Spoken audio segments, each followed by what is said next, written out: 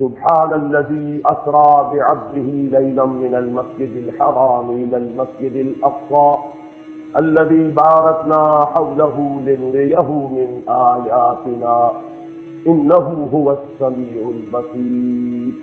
وقال تبارك وتعالى في سورة النجم ما كذب الفؤاد ما رأى أفتمارونه على ما يرى ولقد رآه نزلة أخرى عند سدرة المنتهى عندها جنة المأوى إذ يغشى السدرة ما يغشى ما زاغ البصر وما طغى لقد رأى من آيات ربه الكبرى.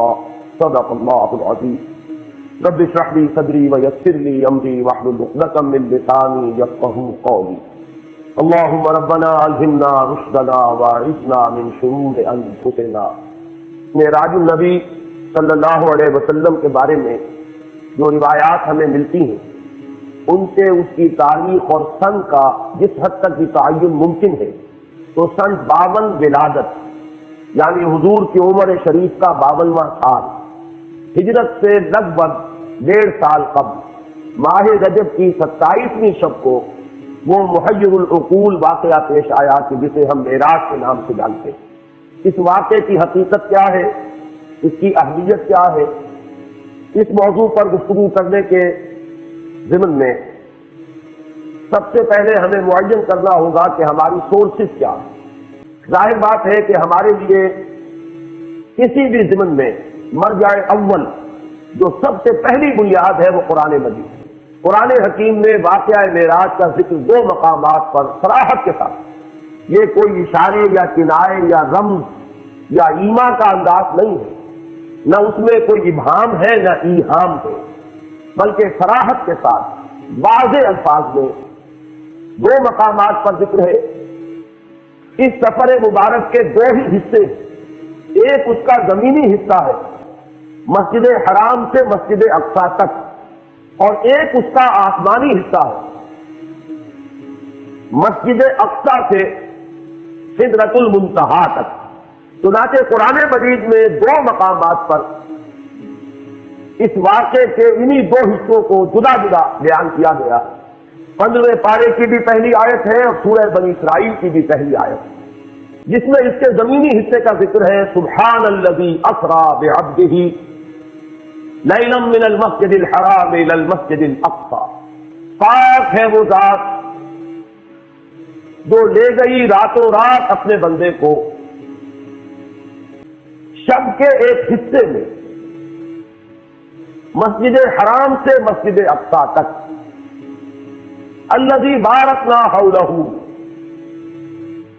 جس کے ماحول کو ہم نے مبارک بنایا،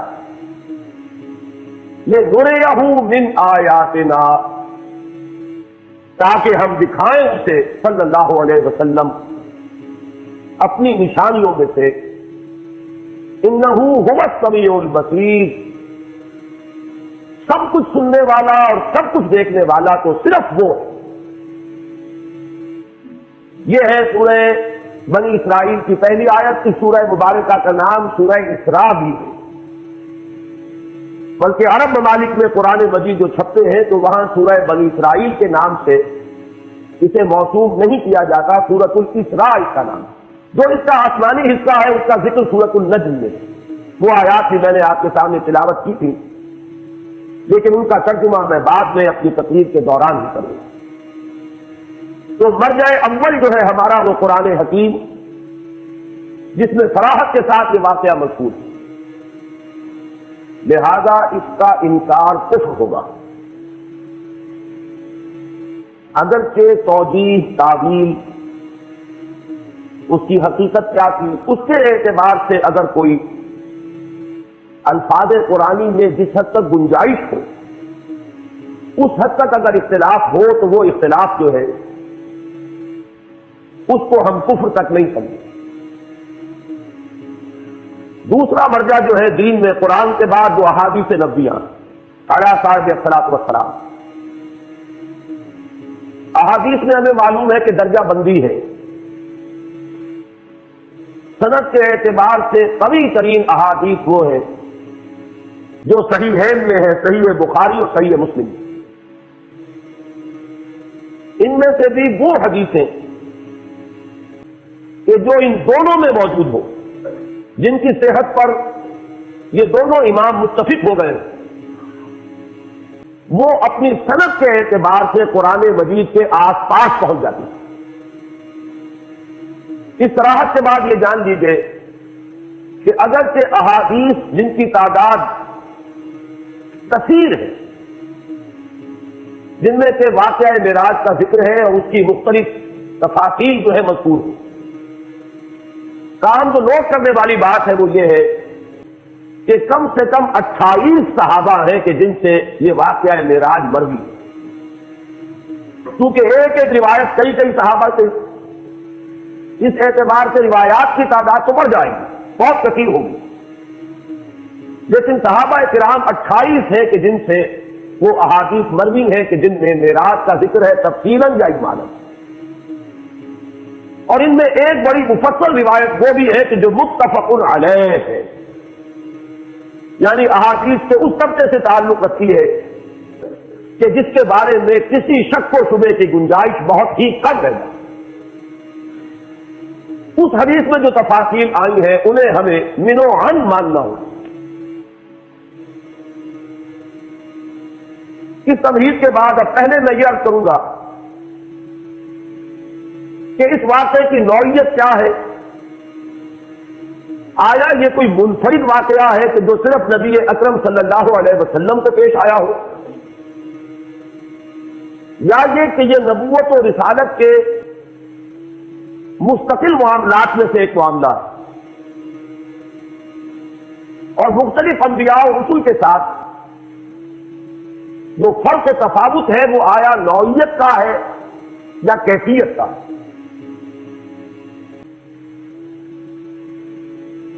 یہ بات جان لیجئے،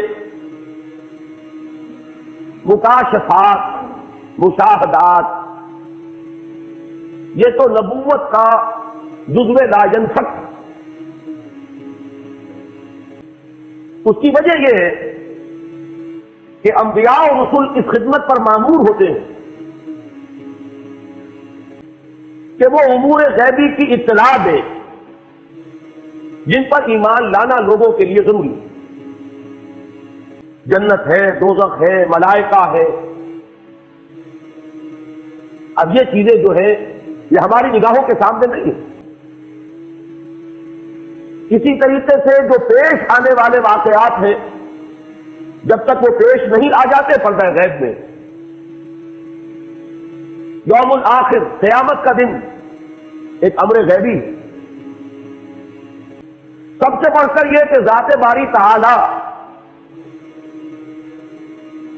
اب یا یوں کہنے کہ وہ غیب میں ہے یا یوں کہنے کہ ہم اس سے غیب میں ہیں، نتیجتاً کوئی فرق واقع نہیں ہوتا۔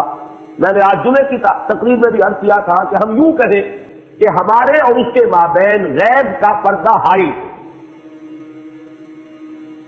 یہ وہ چیزیں ہیں کہ جن پر ایمان لانا لا بد من۔ ہدایت کا نقطہ آغاز ہی یہ ہے کہ ان کو مانا جائے۔ یہی وجہ ہے کہ سورہ بقرہ میں ہدایت کے لیے جو شرط اولین بیان کی گئی، الف لام میم ذالک الکتاب لا ریب فیہ ھدی للمتقین الذین یؤمنون بالغیب، یہ شرط اول ہے۔ اب جو ہستیاں اس خدمت پر معمول ہوئی ہوں کہ وہ ان امور غیبیہ پر ایمان کی دعوت دیں، ظاہر ہے کہ انہیں تو ان پر بدرجہ تمام و کمال ایمان اور یقین ہونا چاہیے۔ جب تک وہ ایمان اور یقین ان کے اندر اپنے درجہ تمام و کمال کو نہ پہنچا ہوا ہوگا، وہ دوسروں تک اس ایمان بالغیب کو کیسے منتقل کرے؟ اب یہ بھی جان لیجئے کہ ایمان اور یقین کے مراتب ہیں۔ ایک یقین وہ ہے جو فکر و نظر اور تعقل و تفکر کے نتیجے میں پیدا ہو جاتا ہے۔ ایک یقین وہ ہے کہ جو خود ذاتی مشاہدے سے پیدا ہوتا ہے۔ اس سے بھی بلند تر ایک درجہ ہے کہ جو انسان کے ذاتی تجربے اور احساس سے ہوتا ہے۔ قرآن مجید میں اس کے لیے 3 اصطلاحات استعمال ہوئی: علم الیقین، عین الیقین، حق الیقین۔ علم الیقین یہ ہے کہ آپ نے استنباط کیا، استدلال کیا اور کسی چیز کا علم آپ کو حاصل ہوا، آپ کو یقین آ گیا۔ عین الیقین یہ ہے کہ آپ نے اس چیز کو دیکھا، اور حق الیقین کا درجہ اس سے بلند ہوگا، وہ انسان کے اپنے ذاتی تجربے کا ایک جز بن جائے۔ ایک مثال سے ان تینوں کو میں واضح کر سکوں گا۔ بڑی سادہ مثال ہے، آپ نے پہلے بھی شاید سنی ہو۔ اگر آپ کہیں دیکھیں کہ دھواں ہے تو آپ کو یقین ہو جاتا ہے کہ آگ ہے، اس لیے کہ آپ کو یہ کلیہ معلوم ہے، مسلسل مشاہدے سے یہ بات آپ کے علم میں ہے کہ دھواں اور آگ لازم و ملزوم ہے۔ اگر کہیں دھواں ہے تو آگ لگی ہوگی۔ آگ اگرچہ آپ نے نہیں دیکھی، لیکن دھوئیں کو دیکھ کر آپ نے استدلال سے، استنباط سے آگ کے وجود پر یقین کر لیا۔ یہ علم الیقین۔ اب آپ نے قدم بڑھایا، آپ بھاگے دوڑے، وہاں پہنچے اور آپ نے دیکھ لیا کہ آگ لگی ہوئی۔ یہ ہے اس سے بلند تر درجہ عین الیقین، جسے ہم کہتے ہیں عربی میں لیس الخبر کل مشاہدہ کل معائنہ۔ کسی کے بتانے سے جو یقین پیدا ہوتا ہے وہ ویسا نہیں ہو سکتا جتنا خود دیکھنے سے پیدا ہوتا ہے۔ فارسی میں کہتے ہیں شنیدہ کہ بود مانند دیدہ۔ سننے سے جو علم حاصل ہوا وہ اس کے برابر نہیں ہوتا کہ جو دیکھنے سے حاصل ہوتا ہے۔ اس سے جو اگلا درجہ ہے وہ اصل میں آگ کی اصل حقیقت کا ادراک ہے۔ آگ آپ نے دیکھ لی، آگ ہے۔ یہ وسوسہ بھی ہو سکتا ہے کہ شاید آگ کی صورت ہے، حقیقت میں آگ نہ ہو۔ سورۃ النجم میں ہم دیکھیں گے ما کذب الفؤاد ما رأى، اس میں اشارہ اسی وسوسے کی طرف ہے کہ کسی وقت انسان ایک شے کو دیکھ رہا ہوتا ہے لیکن یقین نہیں آتا کہ میں ٹھیک دیکھ رہا ہوں۔ آنکھیں بھی بینین یا رب بدیداری یا رب یاد خواب، اے اللہ جو کچھ میں دیکھ رہا ہوں یہ بیداری میں دیکھ رہا ہوں یا خواب میں دیکھ رہا ہوں، دیکھ رہا ہوں لیکن یقین نہیں آ رہا۔ اس وسوسے کا ازالہ کلیتاً ہو جائے گا جب وہ آگ آپ کو چھو جائے۔ اب معلوم ہوگا یہ آگ صورت آگ نہیں، حقیقت آگ ہے، یہ واقعتاً آگ ہے۔ اور تبھی آپ کو اندازہ ہوگا آگ کہتے کسے۔ اگر کبھی انگارے نے آپ کے جسم کو چھوا نہ ہو اور ساری عمر آگ صرف دیکھی ہو تو دیکھی ہوئی بھی ہے لیکن اس کی حقیقت کا علم آپ کو نہیں ہے جب تک کہ وہ آگ کہیں آپ کے جسم سے مس نہ ہو۔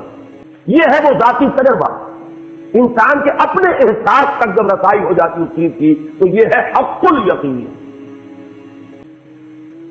اب ظاہر بات ہے کہ انبیاء کو جو یقین منتقل کرنا ہے دوسروں میں، اس کے لیے ان کا تجربہ، ان کا معائنہ اگر یہ نہ ہو تو یقین کا وہ درجہ کبھی پیدا نہیں ہو سکتا کہ ان کی ہستیوں سے یقین متعدی ہو، لوگوں تک پہنچے، پھیلے۔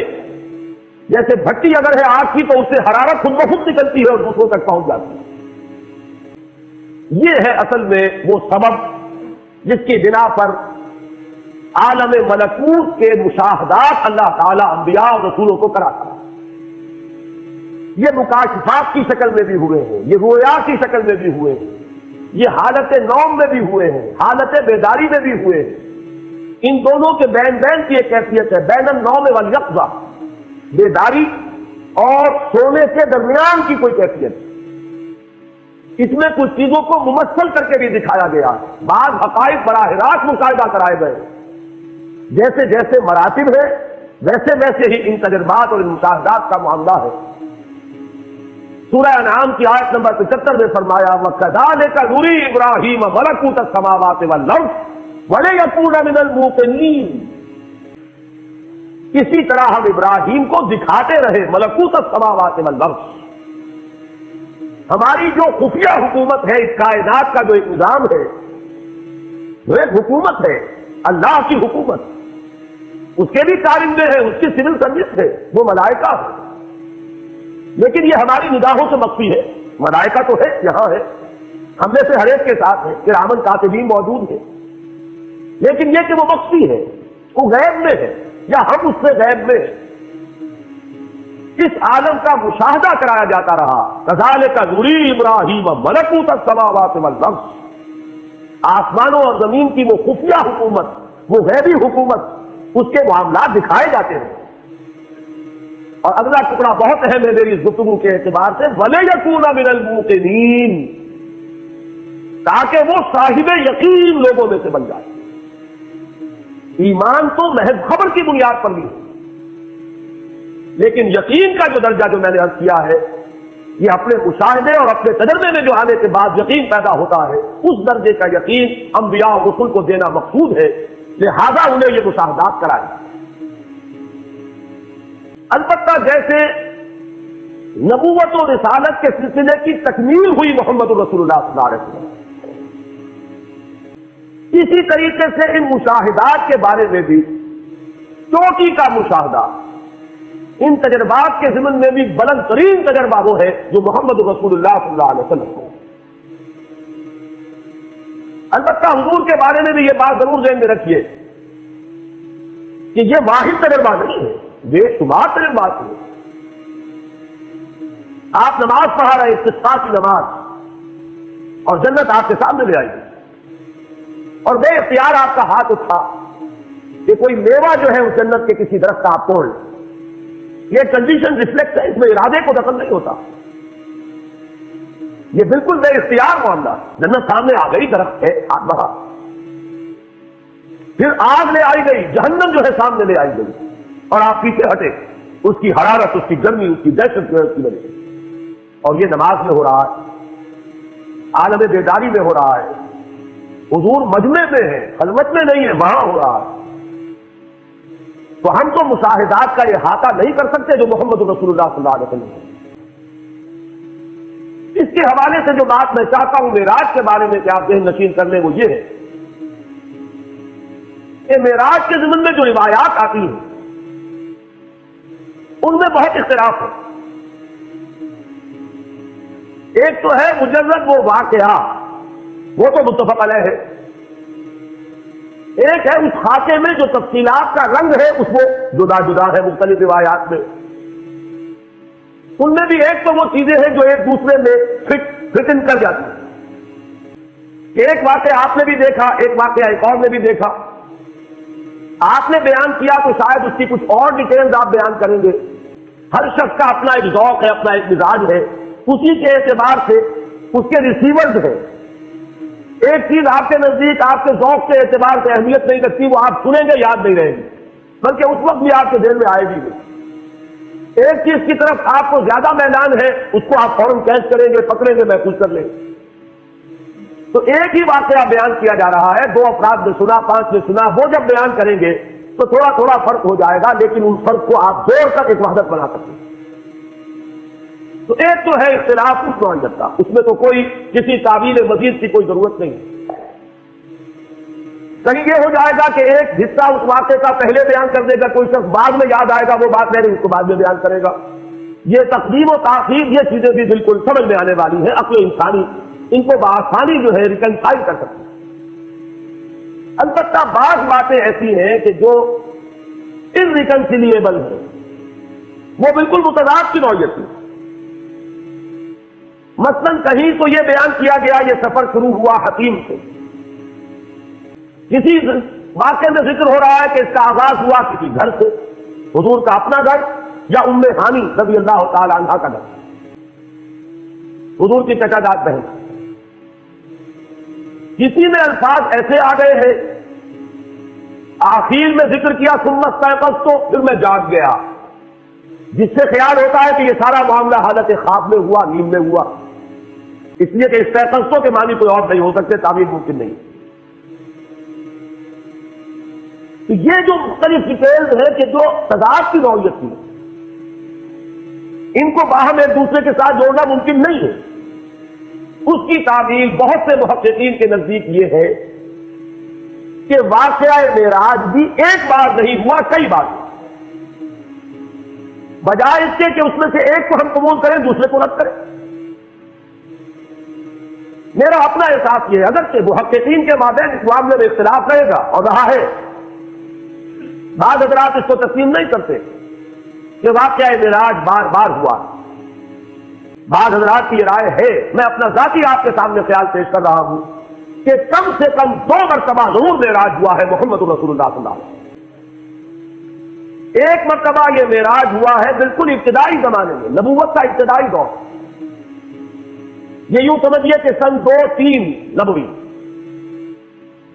یا سن 42-43 ولادت، اور یہ ہوا ہے حالت نوم میں۔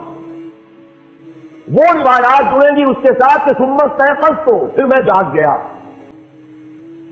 یہ تجربہ جو ہے اس کو نیند میں ایک روحانی تجربے، ایک مکاشفے، ایک رویا سے تعبیر کریں، اور یہ جو واقعہ ہے جسے ہم معراج کے نام سے جانتے ہیں، یہ ہوا ہے سن 12 میں، اور یہ یوں سمجھیے کہ جب آپ کی عمر شریف کا 52واں سال ہے، ہجرت سے لگ بھگ 1.5 سال قبل، یہ واقعہ در حقیقت ان تجربات کی کہ جو آج تک ہوئے تھے، یہ ان کی تکمیل ہے، یہ ان کا نقطۂ عروج ہے، یہ ان کا کلائمیکس ہے، اور یہ سفر جو ہے ہرگز نیند میں نہیں ہوا، یہ صرف روحانی تجربہ نہیں ہے، یہ کوئی رویا یا خواب نہیں ہے، بلکہ یہ سفر ہے بجسد شریف، حضور کے جسد مبارک کے ساتھ یہ پورا کا پورا واقعہ پیش آیا۔ اس زمن میں کیونکہ اس دور میں یہ ریشنلزم کا دور ہے، اگرچہ عام طور پر پڑھے لکھے لوگ جانتے ہیں 18th سینچری ریشنلزم، اس کو 18ویں صدی عیسوی سے منسوب کیا جاتا ہے، لیکن چونکہ وہ علامہ اقبال کا شعر مجھے یاد آیا، مغرب اور مشرق کا فرق انہوں نے واضح کیا کہ وہاں جگرگو ہے لہجہ لہجہ، یہاں بدلتا نہیں زمانہ۔ مغرب میں فکر انسانی کئی خراباتیاں کھا چکی ہے، اور مشرق کے کچھ مفکرین ہیں جو ابھی تک 18ویں صدی عیسوی کے ریشنلزم کو چاٹ رہے ہیں، تو مغرب تو ختم ہو چکا، سائنس کے پریمیسز تبدیل ہو گئے، مقدمات چینج ہو چکے، اصول بدل چکے ہیں، لیکن ہمارے ہاں کچھ لوگ ہیں جو ابھی وہ نیوٹونین فزکس کو جو ہے وہ لے کر مضبوطی سے پکڑے گئے، اور یہی وہ لوگ ہیں کہ جن کے نزدیک یہ محالات میں سے ہے، ناممکنات میں سے۔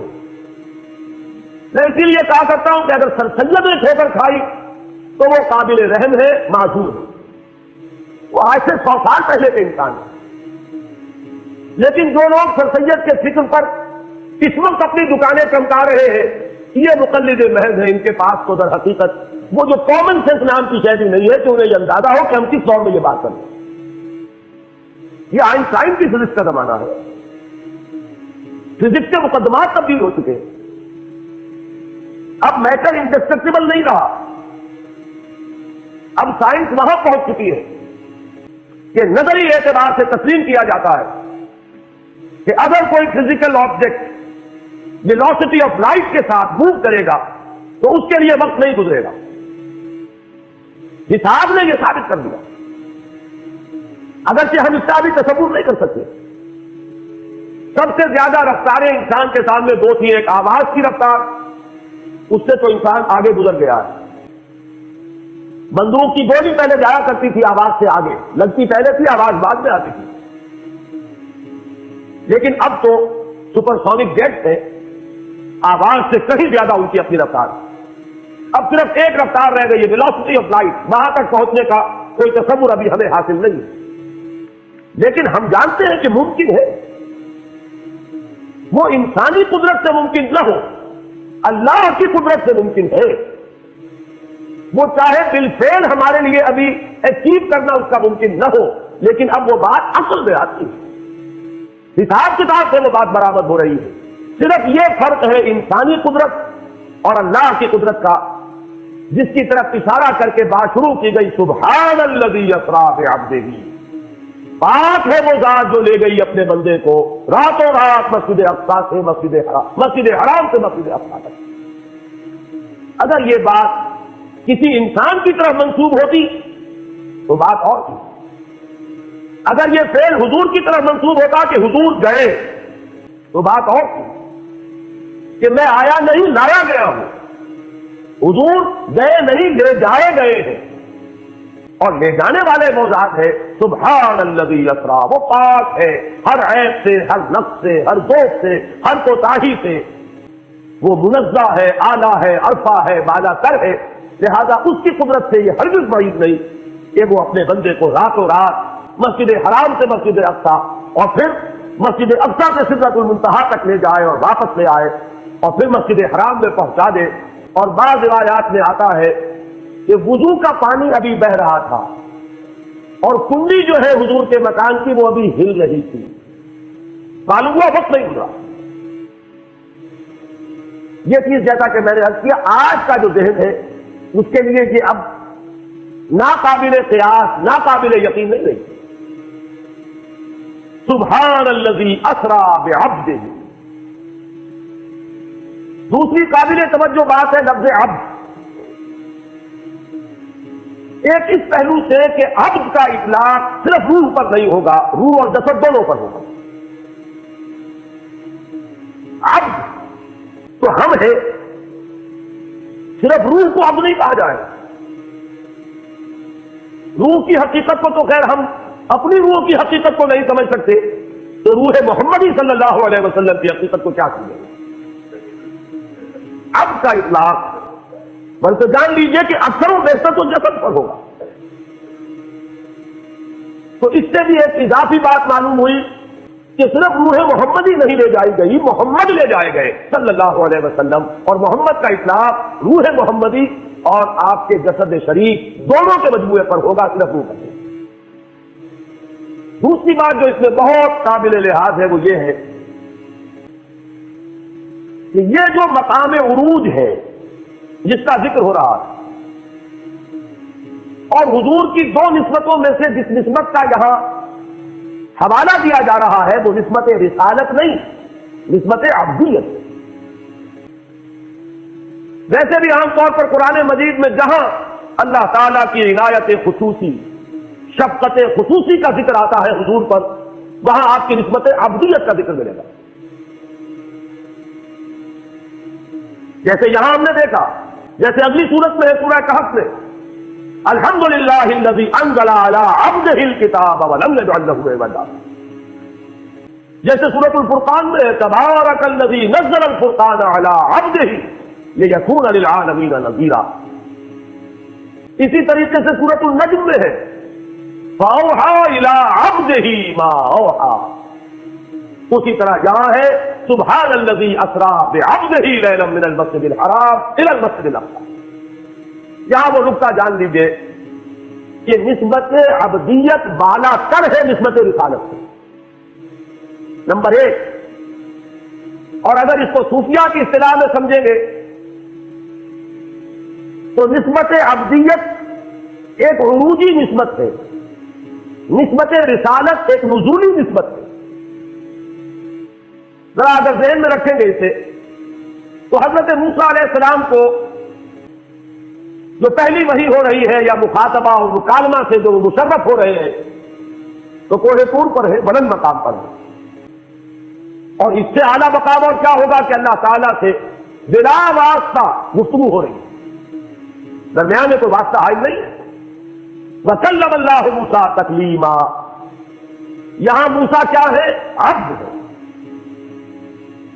رسالت کا حکم ملا تو کیا اذهب إِلَىٰ فِرْعَوْنَ إِنَّهُ طَغَىٰ.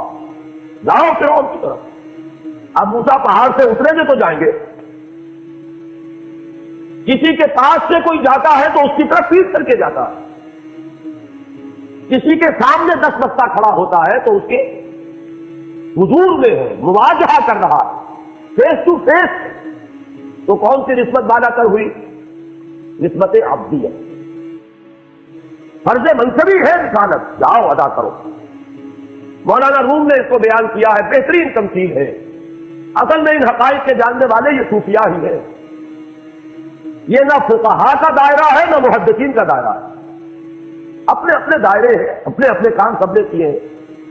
ہمارے سبھی محسن ہیں لیکن یہ کہ بہرحال اپنا اپنا ذوق، اپنا اپنا پیر، ان چیزوں کو ان میں پھر فرق مراتب جو قائم کیا ہے وہ سوچا کام۔ بارش کی مثال دی ہے، یہ واٹر سائیکل جو چل رہا ہے ہماری دنیا میں، سمندر سے بخارات اٹھ رہے ہیں، یہ عروج ہے، کتنی لطیف حالت میں ہے، کتنے پاک اور صاف ہے، یہ تو عمل کثیر ہو رہا ہے نا، پانی کو بھاپ بنایا گیا ہے، اس میں کوئی کثافت تو ساتھ نہیں جائے گی، بالکل پاک اور صاف پانی لطیف ترین صورت میں اوپر جا رہا ہے، اوپر جا کر بادل بنے، ہوائیں لے گئی، اب وہ بارش بن کر نازل ہو رہا ہے، نازل ہو رہا ہے تو کیا ہوگا، وہ پہلے فضا کو دھوئے گا، وہ کچھ کثافت پانی میں بھی جمع ہو جائے گی، زمین پر برسے گا، زمین کو دھو دے گا، لیکن کچھ کثافتیں شامل ہو جائیں گی، یہ ندیوں نالوں سے دریاؤں سے ہوتا ہوا پھر سمندر میں پہنچے گا، وہ ساری کثافت سمندر میں رہ جائے گی، اور پھر وہ لطیف اور صاف اور پاک ہو کر پھر آسمان کی طرف جائے گی۔ یہ عروج ہے، وہ نزول ہے، نزول سے صفائی ہو رہی ہے دوسروں کی، فضا کی، زمین کی، عروج میں اپنی صفائی، یہی ہے سائیکل۔ رات کو اللہ کا بندہ اس کے حضور میں کھڑا ہے، یہ کس کی صفائی ہے؟ اپنی۔ کس چیز کی صفائی ہے میں بات بعد میں بیان کر دوں گا، اسے کہیں اپنی کثافتوں پر قیاس نہ کر لیجیے، وہ کثافتیں ان کے پاس بھی نہیں، گر حفظ مراتب نے پوری زندگی کی، لیکن پھر دن میں کیا حکم ہے؟ اب وہ نزول ہے، اس نزول میں کثافت آ جاتی ہے۔ کیا کثافت؟ کسی نے گالی دے دی، کچھ تکبر پیدا ہوگا کہ نہیں طبیعت میں؟ بالکل نہ ہونا ناممکن۔ وَلَقَدْ نَعْلَمُ، ہمیں معلوم ہے، إِنَّهُ لَيَحْزُنُكَ الَّذِي يَقُولُونَ، آپ کو رنج ہوتا ہے، افسوس ہوتا ہے، آپ کی طبیعت پر تکبر آتا ہے ان کی باتیں سن کر۔ کسی نے مجنون کہہ دیا، کسی نے پاگل کہہ دیا، کسی نے شاعر کہہ دیا، اور وہ در بدر جا رہے ہیں، لیکن ہو کیا رہا؟ تو اگر طبیعت پر کچھ تکبر بھی آ گیا ہے محمد رسول اللہ صلی اللہ علیہ وسلم سے، اس تکبر کا بھی دور کیا جانا ضروری ہے، راتوں کو کھڑے رہیے۔ اب یہ عروجی نسبت ہے کہ اوپر جا رہے ہیں، اور دن میں نزول فرمائیے، اور لوگوں کے دلوں کو صاف کیجیے، ان کے ذہنوں کو صاف کیجیے، ماحول کو صاف کیجیے۔ یا ایھا المزمل قم اللیل الا قلیلا نصفہ او انقص منہ قلیلا او زد علیہ ورتل القرآن ترتیلا انا سنلقی علیک قولا ثقیلا ان ناشئۃ اللیل ہی اشد وطئا واقوم قیلا ان لک فی النہار سبحا طویلا۔ دن کے وقت تو آپ کے لیے بڑی مشقت ہے، بڑی محنت ہے، تبلیغ ہے، تلقین ہے، دعوت ہے، نصیحت ہے، کبھی اپنوں کی طرف سے تکبر ہو جاتا ہے۔ حضرت عائشہ سے ایک مرتبہ ہو جاتا ہے گھروں میں، کسی بات پر آپ ناراض ہوئے، آپ نے یہاں تک کہہ دیا کہ تمہارے ہاتھ ٹوٹ جائیں۔ اس کے بعد حضرت عائشہ کو دیکھا کہ وہ اپنے ہاتھوں کو دیکھ رہی ہے، پوچھا کیا دیکھ رہی ہے؟ انہوں نے عرض کیا میں منتظر ہوں کہ کب نبی کی بد دعا کا اثر ظاہر ہو۔ اس پر آپ نے فوراً اللہ تعالیٰ کی جانب رجوع کیا، اے اللہ میں انسان ہوں، میری زبان سے کبھی غصے میں بھی الفاظ نکل جاتے ہیں، اے اللہ تو ان کو قبول نہ کری۔ ہے تکبر؟ غزوہ احد میں تکبر طبیعت میں ہوا تو ہے۔ کیف یہدی اللہ قوما خذلوا وجہ نبیہم بالدم، اللہ اس قوم کو کیسے ہدایت دے گا جس نے اپنے نبی کے چہرے کو لہو لہان کر دیا، رنگ دیا خون سے؟ تکبر تو ہوا ہے۔ اسی طرح کا تکبر وہ ہے، اسی لیے تو کہا گیا سورہ مزمل میں وَاصْبِرْ عَلَىٰ مَا يَقُولُونَ وَاهْجُرْهُمْ هَجْرًا جَمِيلًا۔ تلوار کا وار تو محمد پر پڑا ہے غزوہ احد میں، لیکن زبانوں کی جو زخم تھے وہ تو لگ رہے تھے مکے میں، اس تکبر کو بھی صاف کیا۔ تو یہاں بھی لفظ اب کے حوالے سے ان حقائق کو ذہن نشین کر لیجئے۔ سبحان الذی اسری بعبدہ، اسرا کہتے راتوں رات لے جانا، فَأَسْرِ بِعِبَادِي إِنَّهُمْ مُتَّبَعُونَ۔ حضرت موسیٰ کو حکم ہوا تھا اے موسیٰ میرے بندوں کو لے کر نکل جاؤ راتوں رات، تمہارا پیچھا کیا جائے گا۔ تو حضور کے لیے بھی لفظ آیا سبحان الذی اسریٰ بعبدہ۔ اس کے بعد لیلن کیوں آیا، دوہرایا کیوں گیا؟ اس لیے میں نے ترجمے میں کیا تھا رات کا بھی ایک حصہ، پوری رات نہیں لگی، اس کا کوئی ایک وقفہ ہے، نہایت حقیر، نہایت قلیل، نہایت مختصر۔ من المسجد الحرام الى المسجد الاقصى الذي باركنا حوله لنريه من آياتنا انه هو السميع البصير۔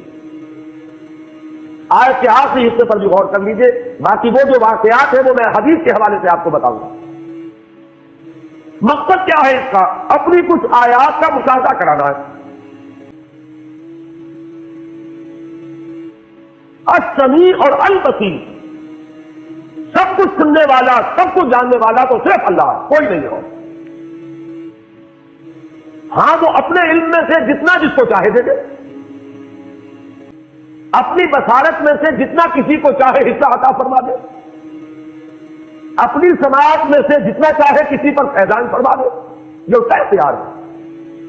لا یحیطون بشیء من علمہ الا بما شاء، اللہ کے علم میں سے کوئی بھی کسی چیز کا احاطہ نہیں کر سکتا ماں سوائے اس کے جو اللہ خود کا۔ سبحانک لا علم لنا الا ما علمتنا، تو پاک ہے اور ہمیں کوئی علم حاصل نہیں ہے۔ تو فرشتوں کا علم بھی یہی ہے، انبیاء اور رسل کے علم کی بھی کیفیت یہی ہے، جو اللہ نے عطا فرمایا وہی ان کا علم۔ باقی سب کچھ جاننے والا اور سب کچھ دیکھنے والا صرف وہ ہے۔ یہ اسلوب حصر ہے، انہ هو السمیع العلیم، سب کچھ سننے والا اور سب کچھ دیکھنے والا تنہا ہے۔ اب میں یہ چاہتا ہوں کہ یہ جو واقعہ ہے اسے میں اس حدیث کے حوالے سے آپ کو سنا دوں۔ میں کچھ بیان کروں گا، میرے بیان کرنے میں کچھ کمی اور بیشی ہونے کا اندیشہ۔ اگر ہم اتنے خوش قسمت ہیں کہ وہ واقعہ ہمارے پاس ایک مفصل حدیث کی شکل میں موجود، اور حدیث بھی دوسرے یا تیسرے طبقے کی کتابوں کی نہیں، متفق علیہ، جس میں روایتاً جیسا کہ میں نے عرض کیا جس کا پایا تقریباً قرآن کے برابر، اور اس حدیث کے راوی ہیں حضرت مالک ابن صعصع رضی اللہ تعالی عنہ۔ ان کے بارے میں ایک بات ہے بڑی اہم، وہ نوٹ کر لیجئے۔ یہ انصاری صحابی ہیں، ان میں سے نہیں ہے کہ جنہیں حدیثیں بیان کرنے کا کوئی زیادہ شوق رہا ہو۔ یہ غالباً واحد حدیث ہے جو انہوں نے بیان کی، اور انہیں اس سے نہایت شغف تھا۔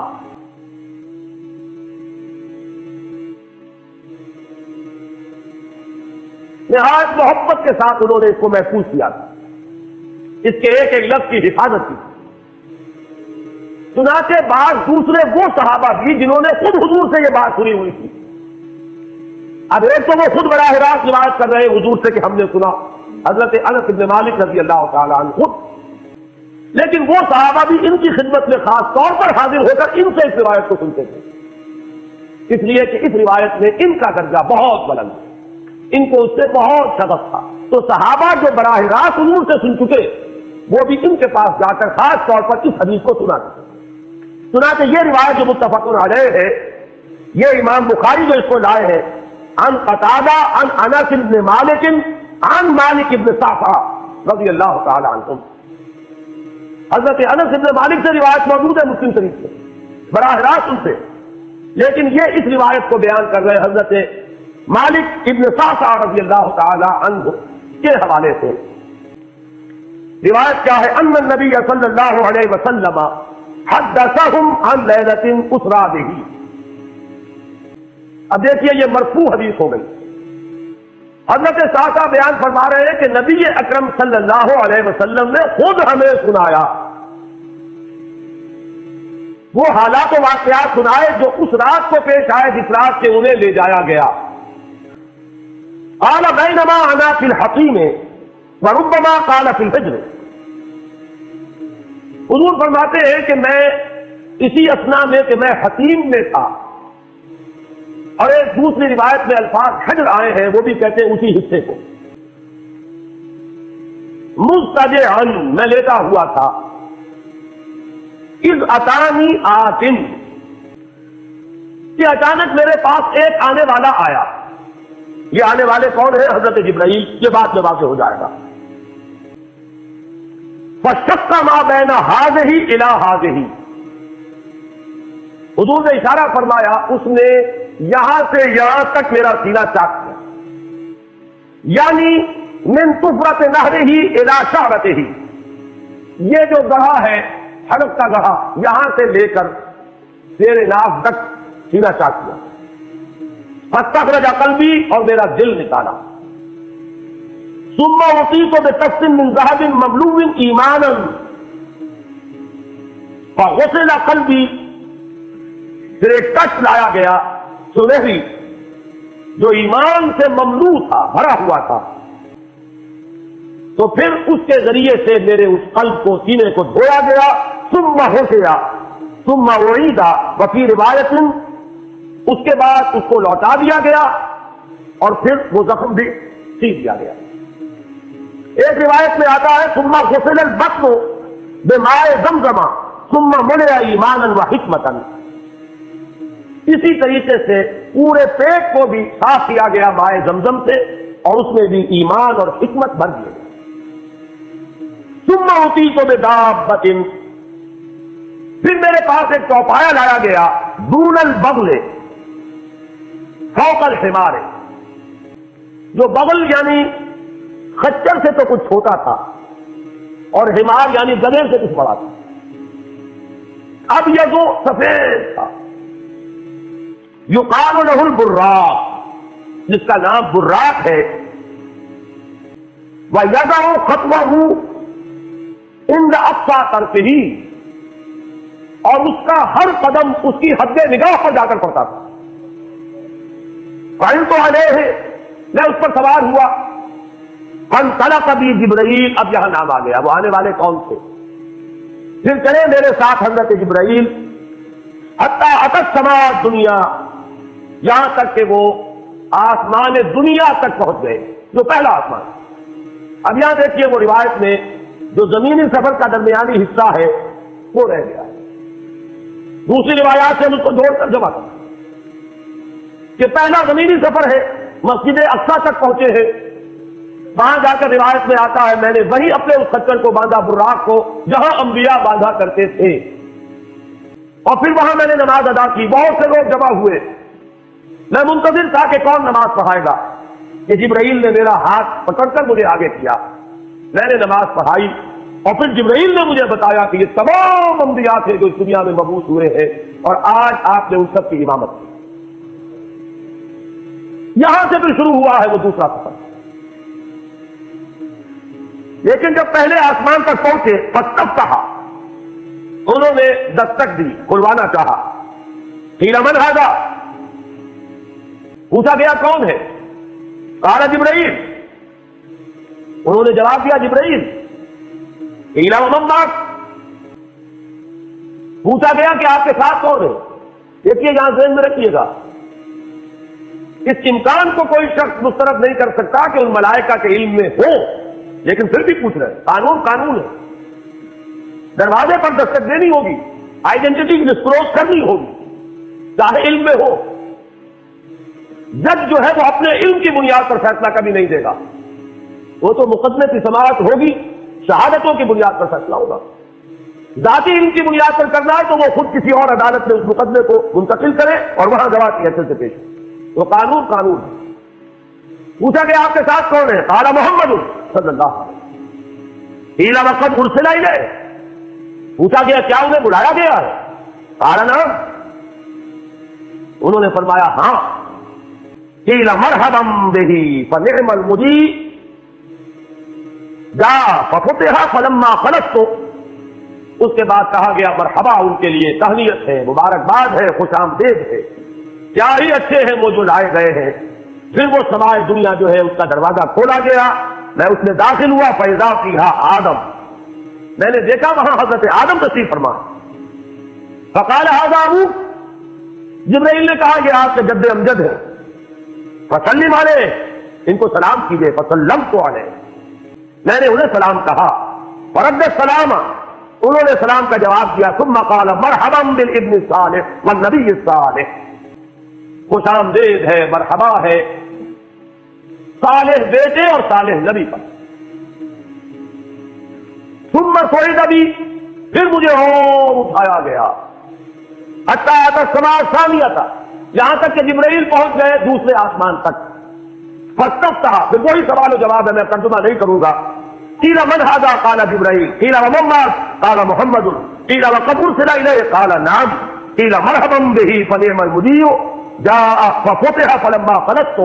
جب یہ سارا اس کارروائی کے بعد داخل ہوئے ہیں دوسرے آسمان پر، فاذا یحییٰ وعیسیٰ وهما ابنا خالۃ، وہاں میں نے دیکھا کہ یحییٰ اور عیسیٰ ہیں اور یہ خالہ زاد بھائی ہیں۔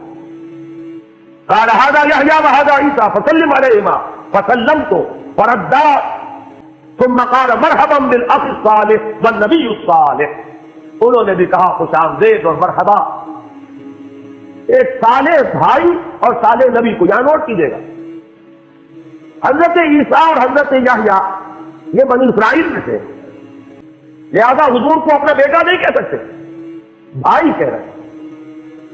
آدم جد امجد ہے، انہوں نے بیٹا کہا۔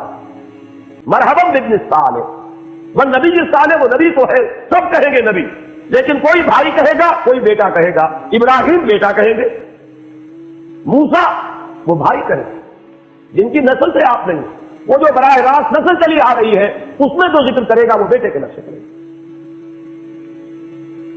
ثم صعد بی الی السماء الثالثة فاستفتح، قیل من هذا قال جبرائیل، قیل ومن معك قال محمدا، قیل وقد ارسل الیہ قال نعم، قیل مرحبا به فنعم المجیء جاء ففتح فلما خلصت اذا یوسف قال هذا یوسف فسلم علیہ فسلمت علیہ فرد، ثم قال مرحبا بالاخ الصالح والنبی الصالح۔ اب مجھے ترجمے کی ضرورت نہیں ہے، ایک مرتبہ بات آپ نے سمجھ لی، اب تیزی کے ساتھ میں اس حدیث کو پڑھ دینا چاہتا ہوں۔ ثم صعد بی، پھر مجھے اور بلندی پر لے جایا گیا، حتی اتى السماء الرابعة فاستفتح، قیل من هذا قال جبرائیل، قیل ومن معك قال محمد، قیل وقد ارسل الیہ قال نعم، قیل مرحبا به فنعم المجیء جاء ففتح فلما خلصت فاذا ادریس فقال هذا ادریس فسلم علیہ فسلمت علیہ فرد، ثم قال مرحبا بالاخ الصالح والنبی الصالح۔ یہاں ملاقات ہوئی حضرت ادریس علیہ السلام۔ ثم صعد بی حتی اتى السماء الخامسة فاستفتح، قیل من هذا قال جبرائیل، قیل ومن معك قال محمد، قیل وقد ارسل الیہ قال نعم، قیل مرحبا به فنعم المجیء جاء ففتح فلما خلصت فاذا هارون قال هذا هارون فسلم علیہ فسلمت علیہ فرد، ثم قال مرحبا بالاخ الصالح والنبی الصالح۔ ثم صعد بی حتی اتى السماء السادسة فاستفتح، قیل من هذا قال جبرائیل، قیل ومن معك قال محمد، قیل وقد ارسل الیہ قال نعم، قیل مرحبا به فنعم المجیء جاء ففتح فلما خلصت فاذا موسیٰ قال هذا موسیٰ فسلم علیہ فسلمت علیہ فرد، ثم قال مرحبا بالاخ الصالح والنبی الصالح۔ چھٹے آسمان پر یہ حضرت موسیٰ سے ملاقات ہوئی۔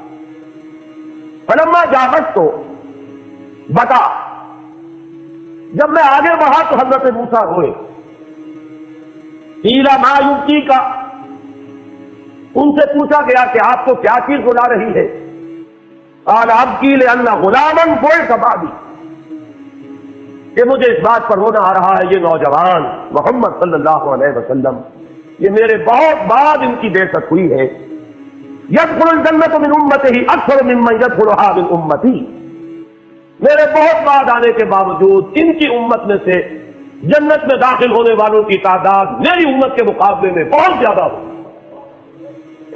بہرحال اپنی امت کا خیال تو ہے، وہ شفقت جو نبی اور رسول کو اپنی امت پر ہونی چاہیے وہ ہے بتمام و کمال۔ اسے معاذ اللہ کسی حسد پر معمول نہ کیجیے، بلکہ وہ جو احساس ہوا ہے اپنی امت کی محرومی کا، وہ ہے کہ جس نے حضرت موسیٰ علیہ السلام پر یہ کیفیت تعریف کی۔ ثم صعد بی، پھر مجھے اور بلند کیا گیا، الی السماء السابعة، ساتویں آسمان پر، فاستفتح، قیل من هذا قال جبرائیل، قیل ومن معك قال محمد صلی اللہ علیہ وسلم، قیل وقد بعث الیہ قال نعم، قیل مرحبا به فنعم المجیء جاء فلما خرجت فاذا ابراہیم قال هذا ابوك ابراہیم فسلم علیہ فسلمت علیہ فرد السلام ثم قال مرحبا بالابن الصالح والنبی الصالح. حضرت ابراہیم نے پھر استقبال کیا، خوش آمدید صالح بیٹے اور صالح نبی کے لیے. ثم رفعت، اب ذرا یہاں نوٹ کیجیے گا، یہاں سوئد تو نہیں آیا، سوئد ابھی نہیں آیا، رفعت، پھر مجھے اور بلند کیا گیا الی سدرۃ المنتہا. یہ سدرہ منتہا ہے جس کا ذکر ہے سورۃ النجم. یہاں میں چاہتا ہوں کہ وہ آیات ذرا آپ کو سنا دوں. سورۃ النجم کی ابتدائی آیات کی تشریح اور تفسیر میں بہت اختلاف ہے. وہ مشکلات القرآن میں سے ہے، قرآن کے مشکل ترین مقامات میں سے. بہرحال ایک مشاہدہ ہے جو حضور کو کرایا گیا، وہ اس کا ذکر ہے. وہ کیا تھا میں اسے بحث نہیں کر رہا. تو اس مشاہدے کے ضمن میں آگے چل کر فرمایا ما کذب الفؤاد ما رأى.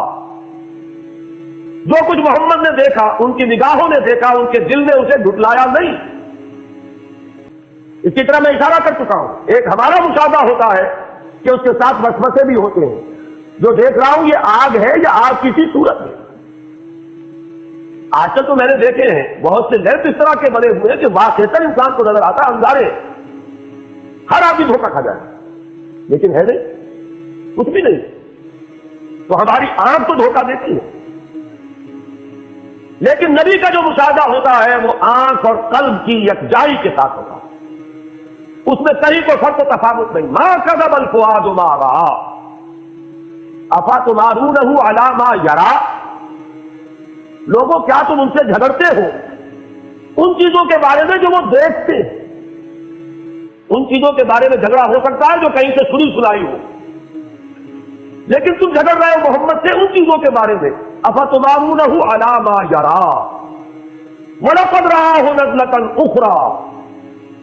اور انہیں تو وہ مشاہدہ ایک بار نہیں ہوا، ایک بار اور بھی ہوا.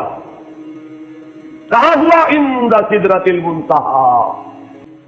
سدرۃ المنتہا کے پاس، عندہا جنت المأوا. اسی سدرۃ المنتہا کے پاس جنت ماوا ہے، وہ جس کا وعدہ کیا گیا ہے، جو ٹھکانہ بنے گی اللہ کے نیکوکار بندوں کا، جس میں وہ رہے گا ہمیشہ ہمیشہ. فادخلوها خالدین، وہ بھی وہی ہے. اب یہاں نوٹ کر لیجیے جن احادیث میں جنت کے احوال اور ان کے مشاہدات آئے ہیں وہ وہی تو ہے، اس لیے اس کے مشاہدات ہیں، اس روایت میں ان کا ذکر نہیں. سدرہ عربی زبان میں کہتے ہیں ایک بیری کے درخت کو. منتہا یہ انتہا سے ہے، جہاں جا کر کوئی چیز ختم ہو جائے. یہ سدرۃ المنتہا کیا ہے؟ خیر یہ تو ہم تو کیا سمجھیں گے، ابھی میں عرض کروں گا. قرآن مجید نے یہاں ایسا انداز اختیار کیا ہے کہ ہر شخص یہ جان لے کہ یہ میرے فہم سے بالا تر ہے. ذکر ہو رہا ہے، واقعہ ہے، بیان کرنا ضروری ہے، لیکن تم اس کی حقیقت کو سمجھ نہیں سکتے. منتہا یہ کس اعتبار سے ہے؟ یہاں سے آگے مخلوق کا ذکر گزر نہیں، یہ انتہا ہے. یہاں سے آگے جبرائیل بھی نہیں جا سکتے. اور یہاں نوٹ کیجئے اس سے آگے جانے کا کہیں محمد رسول اللہ کا بھی ذکر نہیں. یہ ہماری شاعری میں ہے کہ اس سے بھی آگے حضور گزر گئے. قرآن مجید میں، حدیث میں کہیں ذکر نہیں. حضور بھی یہیں تک گئے. البتہ ذہن میں رکھیے اس کے بارے میں یہ وضاحت آتی ہے وحی الہی بھی یہاں نازل ہوتی ہے اور یہاں سے فرشتے لیتے ہیں. جو چیز اترتی ہے وہ بھی اولاً یہاں بلا واسطہ، آگے کوئی واسطہ نہیں. یہ وہ حریم کبریا ہے، اس حرم میں داخلہ نہیں. یہاں وہی بھی آئے گی تو یہاں سے لے لیں گے ملائکہ اور نیچے لے کر جائیں گے. اور جو کچھ عالم خلق کی کوئی شے آئے گی وہ بھی یہیں تک، اس سے آگے نہیں. لہذا یہاں نوٹ کیجئے قرآن نے بھی وہاں ذکر کیا تو سدرۃ المنتہا کے پار کا نہیں. وَلَقَدْ رَآهُ نَزْلَةً أُخْرَى عِندَ سِدْرَةِ الْمُنتَهَى عِندَهَا جَنَّةُ الْمَأْوَىٰ إِذْ يَغْشَى السِّدْرَةَ مَا يَغْشَىٰ. یہ ہے وہ بات جس کی طرف میں اشارہ کر رہا تھا. جبکہ اس بیری کے درخت کو ڈھانپے ہوئے تھا، جو ڈھانپے ہوئے تھا وہ نہ زبان ادا کر سکتی ہے، نہ انسانی زبان میں وہ الفاظ اور حروف ہے کہ جو اس کی تعبیر کر سکے، نہ اس کا کوئی تصور انسان کے لیے ممکن ہے. جنت کی نعمتوں کے بارے میں جیسے ایک حدیث میں آتا ہے ما لا عین رأت ولا اذن سمعت وما خطر علی قلب بشر، وہ نعمتیں جو نہ کسی آنکھ نے دیکھی، نہ کسی کان نے سنی، نہ کسی انسان کے دل پر ان کا کوئی خیال تک بھی کبھی آیا۔ اب اسے بیان کرے تو کن الفاظ میں؟ کمیونیکیٹ کیسے ہو؟ کمیونیکیشن تو ہوتی ہے کسی ایسے چیز کے حوالے سے جس کا آپ کو تجربہ ہو، آپ کی دید یا شنید میں آئی ہو، آپ کے ذہن میں اس کا کوئی تصور ہو، اس کے حوالے سے ہو سکتی ہے بات۔ لہذا یہاں دیکھیے انداز کیا ہے، اس یغشی السدرۃ ما یغشی، تجلیات ربانی کس نوعیت کی، کس کیفیت کی حامل تھی؟ وہ نزول جو ہے تجلیات کا براہ راست جو ہو رہا تھا، وہ ہے اس کا نزول محبت تجلیات ربانیہ۔ ان کو نبی اکرم صلی اللہ علیہ وسلم نے مشاہدہ فرمایا۔ ہمارے ہاں جو شاعری ہوتی ہے اس میں مبالغے ہیں، اور ظاہر بات ہے کہ علامہ اقبال بھی بہرحال جو بھی کچھ تھے شاعر بھی تھے، مبالغے کے بغیر شاعری نہیں ہے۔ موسیٰ سے ہوش رفت بے یک جلوہ صفات، تو عین ذات میں نگری و تبسمی، موسیٰ تو جلوہ صفات ہی کی وجہ سے بے ہوش ہو گئے، خر موسیٰ صاعقہ، اور تو عین ذات کا مشاہدہ کر رہا ہے صلی اللہ علیہ وسلم، اور تبسم میں ہے، لیکن یہ مبالغہ ہے۔ عین ذات کے مشاہدے کا ذکر کہیں نہیں ہے، نہ قرآن میں ہے نہ حدیث میں۔ اگر کہ اختلاف ہے، اختلاف صحابہ سے چلا رہا ہے، خلف میں ہے، خلف میں ہے، کوئی رائے رکھنا چاہے تو رکھے۔ میں نے اسی لیے شروع میں کہا تھا اس واقعے کا انکار کفر ہوگا، تفصیلات میں توجیہ و تعویل کا اختلاف کفر نہیں ہے۔ ایک رائے یہ بھی ہے کہ شب معراج میں حضور نے اللہ کو دیکھا، براہ راست اللہ کا مشاہدہ ہوا ہے، لیکن ایک رائے زیادہ قوی یہ بھی ہے کہ نہیں، حضرت عائشہ سے جب ذکر کیا گیا انہوں نے فرمایا نور اللہ یرا، اللہ تو ایک نور ہے، اسے دیکھا کیسے جا سکتا ہے؟ آپ نور کے ذریعے سے کسی اور شے کو دیکھتے ہیں، نور اس کو کہاں دیکھا جائے؟ قرآن مجید میں بھی یہاں نوٹ کیجئے، اذ یغشی السدرۃ ما یغشی ما زاغ البصر وما طغی، ابھی اس کے بارے میں بعد میں عرض کروں گا، لقد رأى من آیات ربہ الکبریٰ، کیا دیکھا محمد نے؟ آیات ربہ الکبریٰ، کبریٰ جو ہے اس میں تفضیل ہے، عظیم ترین آیات ربانیہ کا مشاہدہ ہوا ہے محمد رسول اللہ، رب کا نہیں، آیات ربانیہ۔ نوٹ کیجئے زمینی سفر میں بھی کیا لفظ آیا تھا، کیوں لے گئے ہم مسجد اقصی الذی بارکنا حولہ لنریہ من آیاتنا، ہم اس لیے لے گئے تھے کہ اپنی آیات کا مشاہدہ کرائیں۔ وہاں کبریٰ نہیں آیا، وہ آیات تھی جن کا مشاہدہ ہوا، یہ زمینی آیات ہیں، وہ بھی آیات الہیہ ہیں، لیکن جو عظیم ترین آیات الہیہ ہے وہ ہے جو ڈھانپے ہوئے ہیں سدرۃ المنتہا کو، اور وہ ہے جس کا مشاہدہ کیا محمد رسول اللہ صلی اللہ علیہ وسلم۔ لقد رأى من آیات ربہ الکبریٰ، یہ تقابل اگر کیا جائے تو غلط نہیں ہوگا، اگر اس اعتبار سے فضیلت محمدی ثابت کی جائے تو درست ہوگی کہ ذات باری تعالیٰ کی ایک تجلی جو کوہ طور پر پڑی حضرت موسیٰ، اس کا بھی تحمل نہیں کر سکے، اور یہاں تجلیات ربانیہ کا براہ راست جو نزول ہو رہا ہے سدرۃ المنتہا پر، محمد نے انہیں دیکھا اور بھرپور انداز میں دیکھا اور ان کا تحمل کیا، اس اعتبار سے تو فرق و تفاوت قرآن سے ثابت۔ لیکن اگر یہاں ذات باری تعالیٰ کو لایا جائے تو وہ بلا سند ہے، قرآن میں سند نہیں، حدیث میں سند ہے، ہاں اقوال صحابہ میں سند ہے۔ اب میں یہاں توجہ دلانا چاہتا ہوں، یہ عجیب مقام ہے، ما زاغ البصر وما طغی، عجیب کیفیت ہے۔ اس آیت کو سمجھنا جو ہے آسان نہیں ہے جب تک کہ کچھ کیفیات کو پہلے آپ جان لیں۔ ہمارے اپنے مشاہدے کے بارے میں دو چیزیں ہیں، وہ نوٹ کیجئے۔ شوق تو ہے مشاہدے کا، اور شوق اتنا ہے کہ حد ادب سے بھی تجاوز کر رہا ہے، لیکن ظرف اتنا نہیں ہے کہ دیکھ سکے۔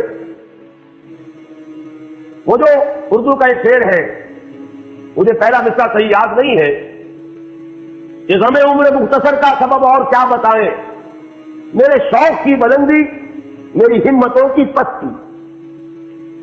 اس کو ذرا ذہن میں رکھیے.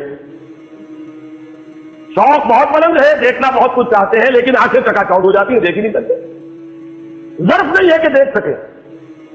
اگرچہ طبیعت میں شوق اتنا ہے کہ بے ادبی کی حد تک حد ادب سے بھی تجاوز کے لیے آمادہ ہے، لیکن دیکھ نہیں سکتے. اس کو اقبال نے، میں سمجھتا ہوں کہ یہی مقام ہے قرآن کا، کہ جس کی کیفیات کو جیسے عربی میں کہتے ہیں کہ تعرف الاشیاء بازدادھا، کسی شے کی حقیقت کو اس کا جو اینٹونیم ہو، اس کی جو ضد ہو، اس کی حقیقت کے حوالے سے پہچانا جا سکتا ہے. رات کی حقیقت دن سے تقابل سے سمجھ میں آتی ہے، اور دن کی حقیقت رات کے تقابل میں سمجھ میں آتی ہے. اب دیکھیں اقبال کا وہ شعر جو اس نظم میں ہے، جو میرے نزدیک ان کے اردو کلام کا کلائمیکس ہے، ذوق و شوق، اور اس کے بھی آخری حصے کا شعر ہے یہ. عین وصال میں مجھے حوصلہ نظر نہ تھا، گر کے بہانہ جو رہی میری نگاہ بے ادب. دونوں اعتبارات سے جو ضد ہے اس کو لائے ہیں اقبال. میری نگاہ میں بے ادبی تھی، میری نگاہ چوری چوری بھی کچھ دیکھ لینا چاہتی تھی جس کا دیکھنا ادب کے خلاف ہے، لیکن حوصلہ نظر نہیں، دیکھ نہیں سکتے. عین وصال میں مجھے حوصلہ نظر نہ تھا، گرچہ بہانہ جو رہی میری نگاہ بے ادب. اس کو ذہن میں رکھیے. اور اب یہاں دیکھیے، ما زاغ البصر وما طغى، وہ مشاہدہ جو محمد کر رہے ہیں صلی اللہ علیہ وسلم، وہ بحث میں کر چکا. مشاہدہ کس چیز کا؟ ذات باری تعالیٰ کا یا اللہ کی تجلیات خصوصیہ، آیات رب الکبریٰ.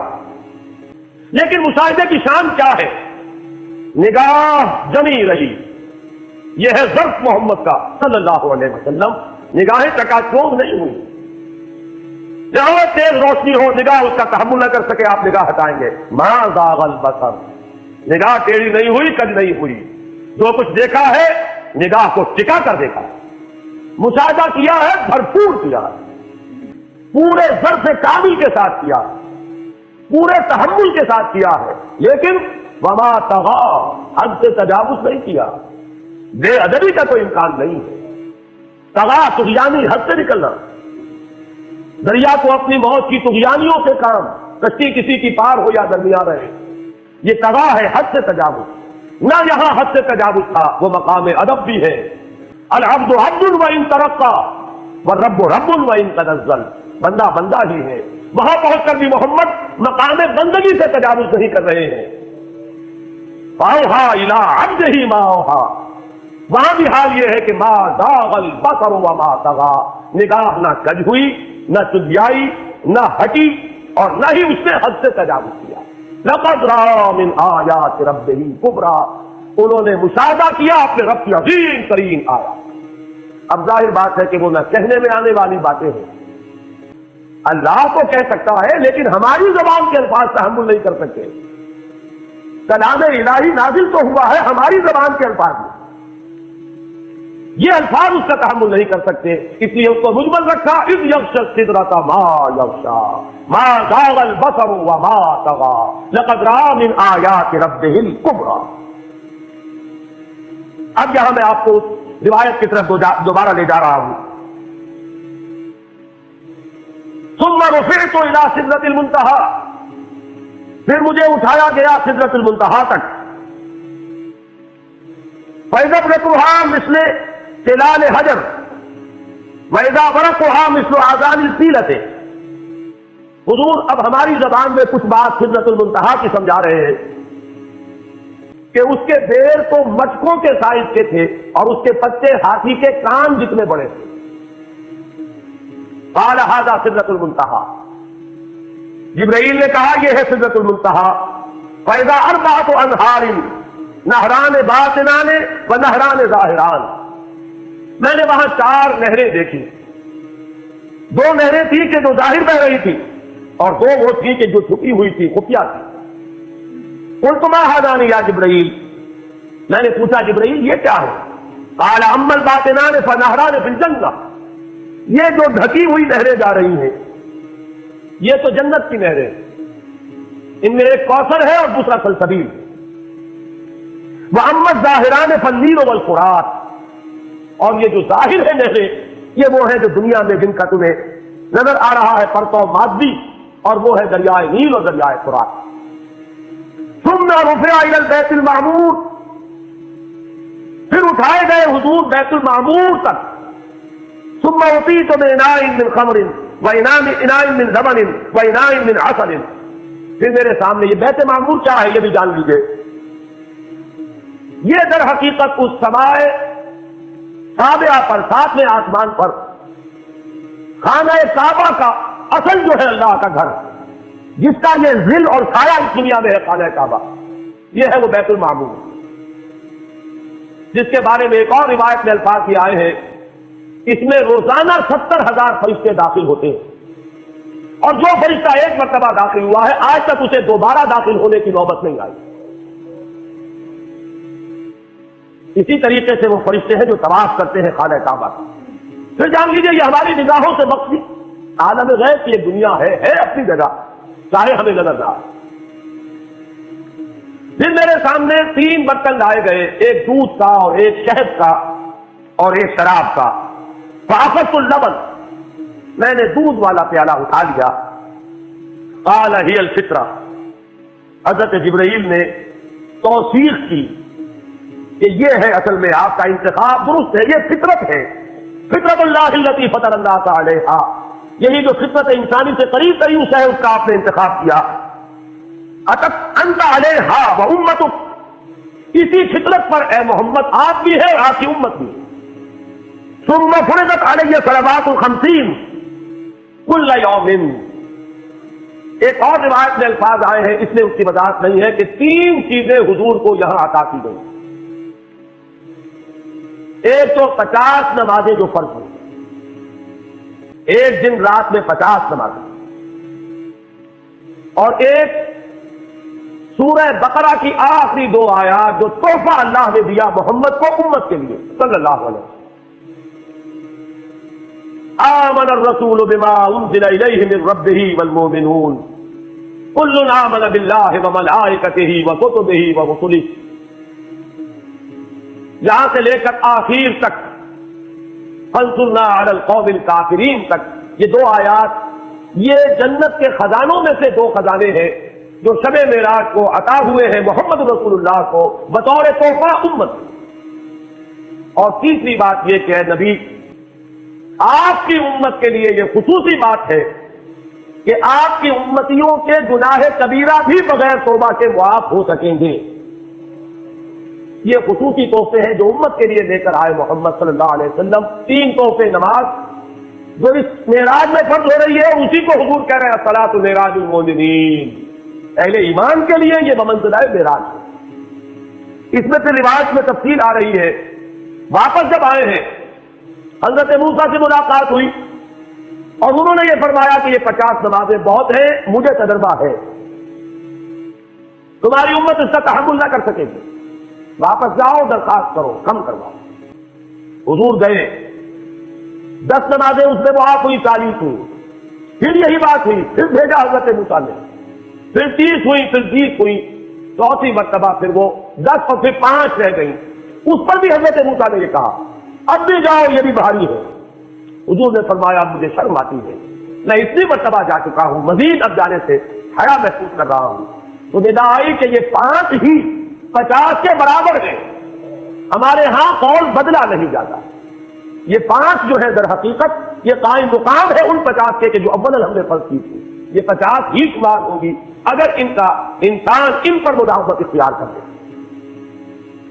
میں آخری جملہ آپ کو سنا دیتا ہوں، فَأُمِرْتُ بِخَمْسِ صَلَوَاتٍ كُلَّ يَوْمٍ فَرَجَعْتُ إِلَى مُوسَىٰ فَقَالَ بِهَا بِمَا أُمِرْتُ بِخَمْسِ صَلَوَاتٍ كُلَّ يَوْمٍ قَالَ إِنَّ أُمَّتَكَ لَا تَسْتَطِيعُ 5 صَلَوَاتٍ كُلَّ يَوْمٍ وَإِنِّي قَدْ جَرَّبْتُ النَّاسَ قَبْلَكَ وَعَالَجْتُ بَنِي إِسْرَائِيلَ أَشَدَّ الْمُعَالَجَةِ، میں نے بنی اسرائیل کا حتی الامکان معالجہ کیا، ان کے حالات کو درست کرنے کی کوشش کی، لیکن مجھے تجربہ ہے یہ 5 بھی نہیں جھیلی جائیں گی۔ فَارْجِعْ إِلَىٰ رَبِّكَ فَاسْأَلْهُ التَّخْفِيفَ، مزید تخفیف چاہیے۔ لأمتك قال سألت ربي حتى استحييت ولكني أرضى وأسلم قال فلما جاوزت نادى مناد أمضيت فريضتي وخففت عن عبادي متفق علیہ. مجھے اطلاع آئی کہ میں نے اپنے بندوں پر تخفیف کی. اس میں وہ ذکر نہیں ہے. دوسری روایت میں ہے کہ ساتھ ہی وضاحت ہو گئی کہ یہ 5 نمازیں بھی 50 کے برابر ہے. میری بات نہیں بدلی گئی ہے. ادھر حقیقت میں نے اسی 50 کا رتبہ جو ہے 5 کو عطا فرمایا. یہ روایت ہے جو متفق علیہ. روایات کثیر. جنت اور دوزخ کے جو مشاہدات کرائے گئے وہ بہت تفصیل سے دوسری روایات میں. لیکن کسی اور روایت کا اسناد کے اعتبار سے وہ درجہ نہیں ہے جو اس روایت کا. باقی میں نے مسلم شریف کی روایات میں سے اور تفاصیل آپ کو سنائی ہے. یہ ہے واقعہ. پھر حضور واپس آئے ہیں, وہیں مسجد اقصی میں آئے ہیں, پھر واپس تشریف لائے ہیں, اور اس کا میں بیان کر چکا ہوں دوسری روایات میں کہ وقت بالکل نہیں گزرا, کہیں روک دیا گیا ہے, پوری کائنات کو کہیں تھام دیا گیا. یہ بات تو وہ ہے جو آج سے پہلے بھی سمجھ میں آ سکتی تھی کہ شاید کسی ایک جگہ پر پوری کائنات کو روک دیا گیا. وقت بالکل نہیں گزرا کسی کے لیے. لیکن جیسا کہ میں نے عرض کیا, اس وقت تو یہ بھی سمجھ میں آتا ہے کہ سب کے لیے وقت گزر رہا ہو اور صرف محمد رسول اللہ کے لیے نبی صلی اللہ علیہ وسلم. آج یہ بات بھی سمجھ میں آ سکتی ہے. لیکن یہ ہے کہ قرین قیاس وہی پہلی بات ہے کہ اس میں پورے اس وقت کے لیے وقت کی رفتار کو روک دیا گیا ہو. وہ مسئلہ یاد آ گیا کہ آگے بڑھو یا وقت کی رفتار روک. تو یہ وقت کی رفتار ہے جو محمد رسول اللہ صلی اللہ علیہ وسلم کے لیے روکی گئی. اس کے بعد جو ہنگامہ ہونا چاہیے تھا وہ ہوا. صبح جب حضور نے فرمایا کہ یہ میرے ساتھ واقعہ پیش آیا ہے, تو جو رد عمل ہونا چاہیے تھا وہ ہوا. یہاں تک بھی ہوا ہے کہ بہت سے مومنین صادقین متزلزل ہو گئے. مشرکین نے, کفار نے بغلیں بجائی کہ اب ہمیں موقع مل گیا. معلوم ہوتا ابھی تک تو شک ہی کی بات تھی کہ ان کو کچھ خلل دماغی کا عارضہ ہے, اب تو ثابت ہو گیا. کسی شک کو شبے کی گنجائش نہیں. چنانچہ اب آپ اس کا اندازہ کیجیے, یہ واقعہ مکے میں بیٹھ کر بیان کیا جا رہا ہے. امتحان لیے گئے. اچھا اگر گئے تھے تو بتاؤ مسجد اقصی کے ستون کتنے ہیں, وہاں کی کھڑکیاں کیسی ہیں. حضور فرماتے ہیں, ایک حدیث موجود ہے کہ میں گھبرا گیا. اس لیے کہ کس کو یاد رہتا ہے, مسجد اقصی میں جا کر حضور ستون تو نہیں گر رہے تھے, لیکن یہ کہ جب پوچھا جا رہا ہے تو مجمع میں تو ہو سکتا ہے کہ تالی پٹ جائے کہ اچانک اللہ تعالیٰ نے میرے سامنے مسجد اقصی کو کر دیا. اب میں دیکھ کر بتا رہا ہوں اور لوگ دنگ ہو رہے ہیں. اب دیکھیے وہ مشاہدہ جو میں نے عرض کیا تھا, مشاہدات بے شمار ہے.